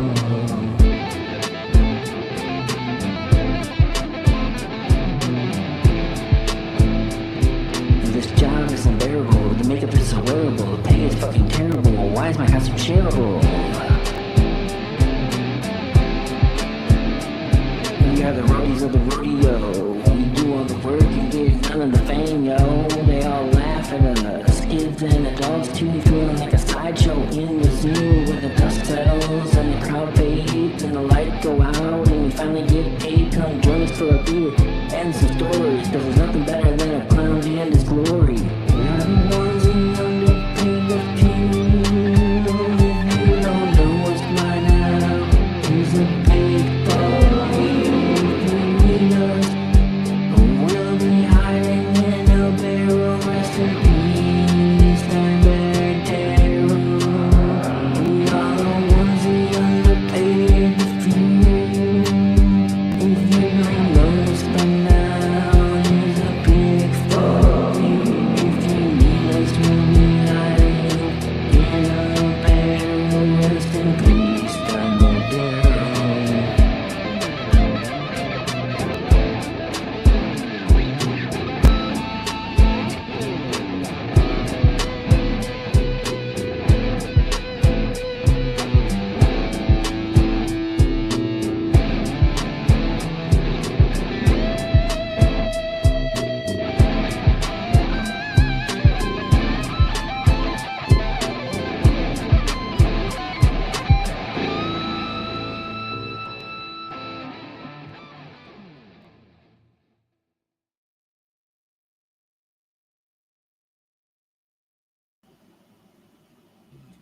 Oh, Jeremy and RJS showing their love for clowns. Oh yeah. No fooling. Good stuff. Always loved that guitar tone for sure. Yeah, and actually the bass there, the doom, doom, doom, doom, doom. It's growing on me. Yeah, for sure. Yep. Big hands, big feet, must be a clown. Yes, now I just need a barrel. You're hiding in a barrel. Oh, I agree, Uni. Very original. Yep. It was. All these tracks are like super original. That's what's awesome with the WAG is you get to appreciate the originality in the artists. And I bet you none of them woke up last week or before the contest and thought, I'm going to write a rodeo song. Like that wasn't the first thing on their agenda. That one was the interesting spin for me. I was like, yes, finally a genre that's very different. Yep. Mine was the first one, was the blues. I didn't think I was going to write it like a blues song. My first WAG track I had to do was a blues song. Yeah. So I'm like, okay, it's just going to be probably like rock, country, EDM. No. I didn't know anything until I got inside this contest. Now I'm learning and growing, so that's good, and I'm proud of myself. Yeah, that's the beauty. We're proud of you. When I saw this rodeo category and Daurian and Tatius coming together, I was like, oh, damn, this is an interesting category, and these are two powerhouse songwriters. I think Austin enjoyed like getting to actually not have to worry about doing as much work as he normally has to. Like Daurian really stepped up and took care of some of the heavy lifting to get going, and Tatius got to have a lot of fun on this track. Nice. 8 seconds or forever. I like it. Yeah, and Glenn, I'm telling you, this one's gonna be sticking in your ears. Another one. All right. Yeah. At this point, it's my favorite track out of the WAG. Dan and ConArtist in round 1 had my favorite track so far.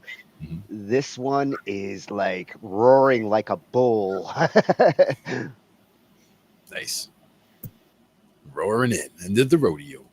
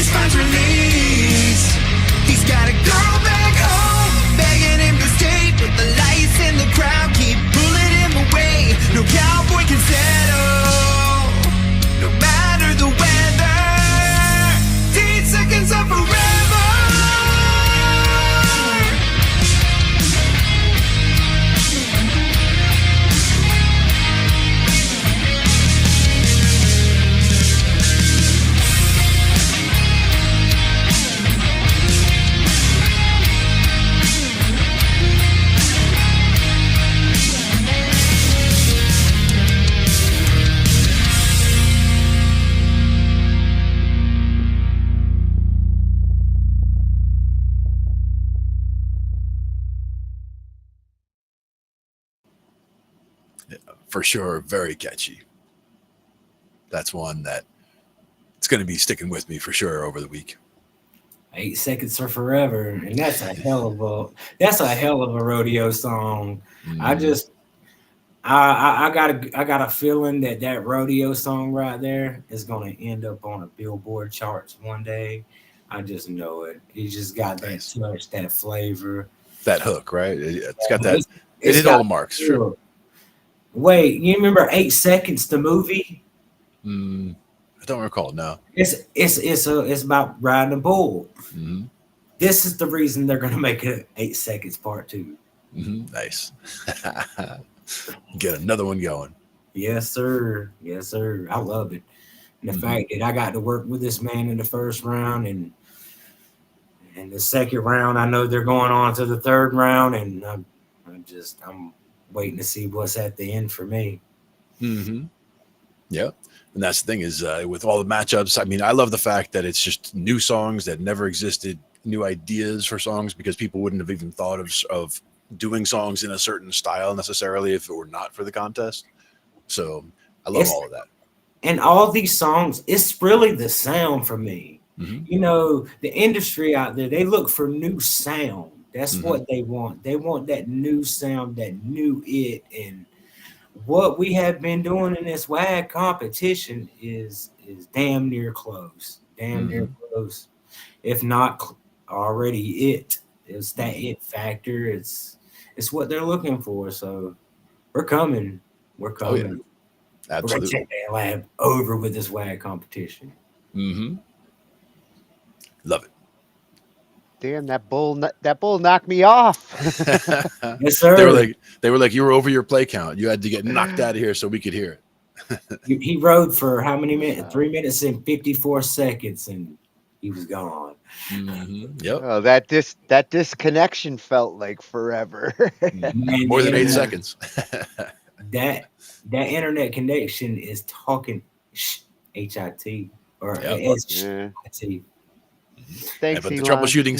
troubleshooting skills prevail once again, and he's back. Yes. Tell me the energy in that one doesn't make you want to join a rodeo. Oh yeah, absolutely. Yeah, the breaks, the stops. I was saying it hit all the marks for all the everything you'd want for a rodeo song, and just like you were saying, power ballad kind of thing going. Yeah. Well, he's got a girl back home. I love the little lines that like make the rodeo guy a rock star. Oh, yeah. You got to humanize the story for sure. Yeah. There's a story behind it. Yeah, that was a great finale for our WAG tracks. Mm-hmm. Great batch this time. Yeah. We've got the playlist in the description. Hopefully everybody goes, checks it out. Give them those likes, give them those comments, let them know what you think. Absolutely. Sir. Man, all that love. Yeah, share the love. So for our last one on the psychology, we're going to be looking at the science behind musical instrument choices, why we choose the instruments we choose. And for me, I tried guitar first. I wanted to be that, but I settled with piano, probably because of science. I'm going to blame it on science. Let's blame it on science. But I do have a temperament. Yep. And so do the notes. To the cloud again. To the cloud.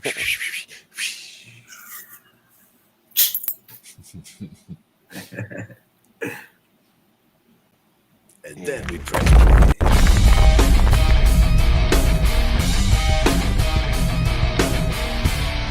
Hey fellow music fans, welcome back to Psychology of Rock. If you're new here, my name's Nina, and if you're a musician, you've probably wondered at one point or another why you were drawn to your particular instrument, or in other words, what makes someone want to play the drums over the guitar or the piano over the violin. This is something that I was incredibly curious about, and something that a lot of you have asked about in the comments. Now, I have played guitar since I was about 15, and for me, there was zero hesitation. I was 100% drawn to the guitar, and it's really the only instrument I've ever put serious effort into. Now, I know many people do play multiple instruments, but even in these cases, there is usually a clear favorite. So today I want to share what research has to say about why this might be the case, and I would love to hear in the comments if you agree or disagree. But please be aware that, of course, there are exceptions to every rule, and in the case of the music industry especially, there seem to be very prominent outliers that do not align at all with these studies' findings. But overall, I was not surprised at their conclusions. Now, there were really only a few valid studies that specifically address musical instrument choice as opposed to more widely researched topics like musical genre preference, but I did find these studies to be incredibly insightful, so I will go ahead and cite them down below just in case you want to read more about them. But today I want to give you a little summary and you can let me know what you think. Now, obviously, most of us end up picking an instrument that we like the actual sound of, so that is a given. But according to this research, there seems to be three primary factors that play a significant role in determining someone's musical instrument choice, and they are temperament, personal expression, and social influence. The study showed that any one of these factors or a combination of these factors is what tends to influence what decision is made. So let's talk about temperament. The findings indicate that different personalities are drawn to particular instruments that resonate with their inner disposition. And I do think this is something that we actually see a lot. Sometimes you can even accurately guess what instrument someone plays after observing their personality for like 5 minutes.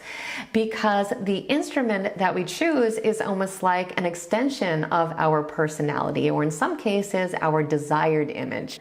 So, for example, not surprisingly, the studies found that people who are more extroverted tend to gravitate towards loud rhythmic instruments such as electric guitars and drums due to their outgoing nature and, in some cases, their desire to gain attention and to be able to take center stage. And on the flip side, they found that more introverted individuals tended to prefer more introspective instruments like piano, classical guitar, cello, and violin that could be used more intimately as a means of self-reflection and emotional release. And again, I'm sure you are already thinking of dozens of exceptions to these rules, and the one that popped into my head immediately when I was reading this research was Neil Peart of Rush, being famously introverted yet still choosing drums and being one of the most talented drummers of all times.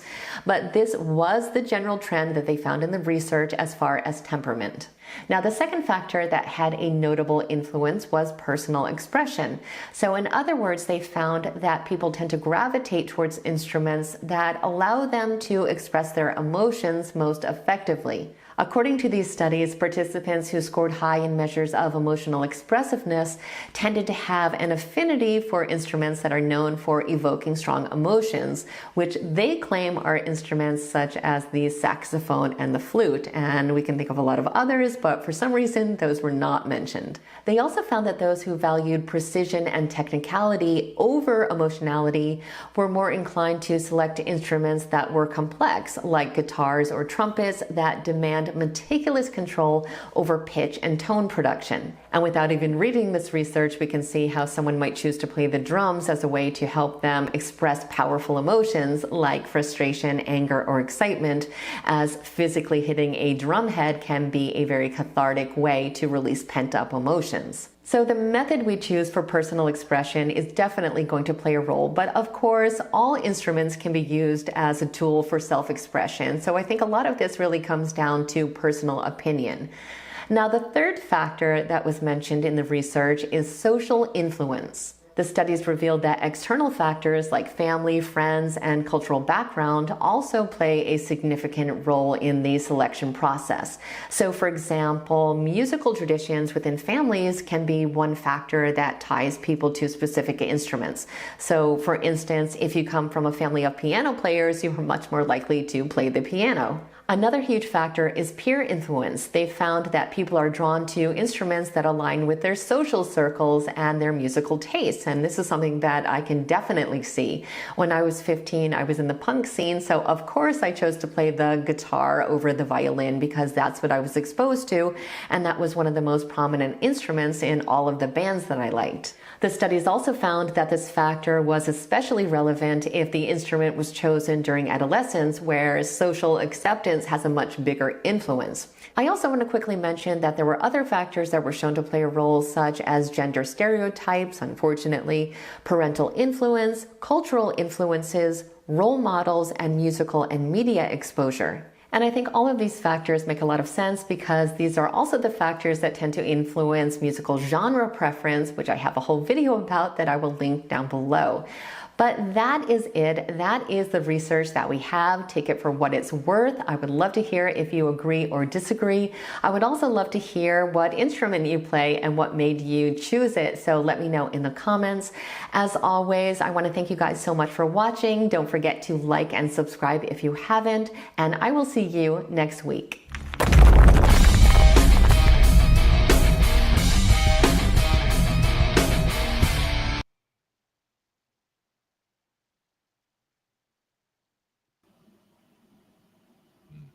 Man, Nina is earning that master's. Indeed. Yeah, and for me, it was the early decision on the piano was my dad was an excellent pianist, so there was always piano music in the house, always Chopin and things of that nature. But I also had cousins and uncles who were guitar players, so we also had guitar music that was always around during family things. So I had that influence as well early, and I did want to go towards guitar early, but did stick with piano mostly for throughout until high school, and dabbled with the bass for like a month, and tried trumpet in 4th grade, things like that. But all of that. You blew your own horn. I did. You played the trumpet? Oh yeah.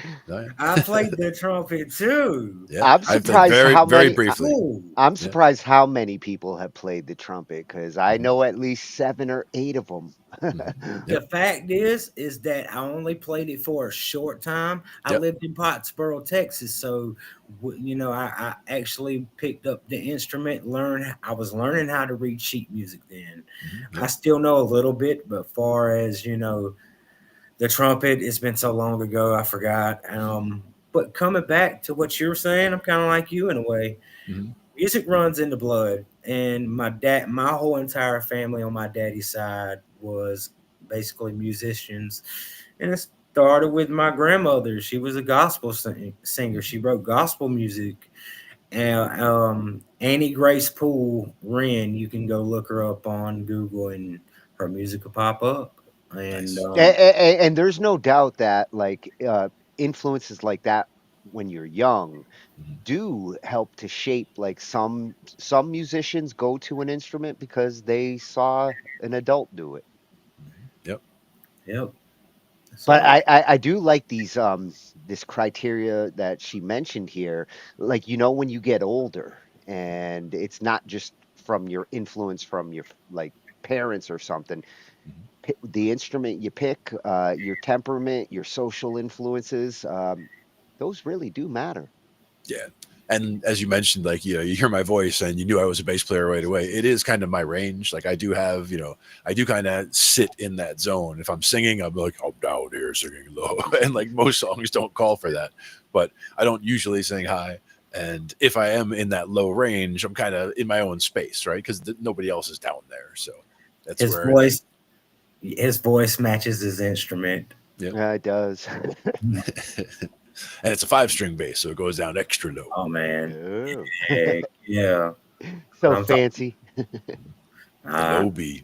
I really appreciate y'all having me on y'all's show. And what y'all do for us, and y'all really help us out, give us the insight on what's going on with the IT. Got my brother-in-law watching the show and sitting back, and hopefully he's watching tonight. Shout out. Yeah. It was highly educational. I mean, special thanks to At Psychology of Rock. Yes. Been wanting to cover psychology. So awesome to find a channel that actually does focus on it from a musical perspective. Love you, Nina. Love you. Appreciate you very much. Hopefully you might can come in one day. You never know. Yeah. That masters that she's working on, she's earning it. I don't know if she's got it yet, but I learned a hell of a lot from what she talked about tonight. Yep. That makes so much sense, right? Intrigues me more and gives me more ambition to change my genre. Well, it helps me to understand the different types of musicians that I interact with.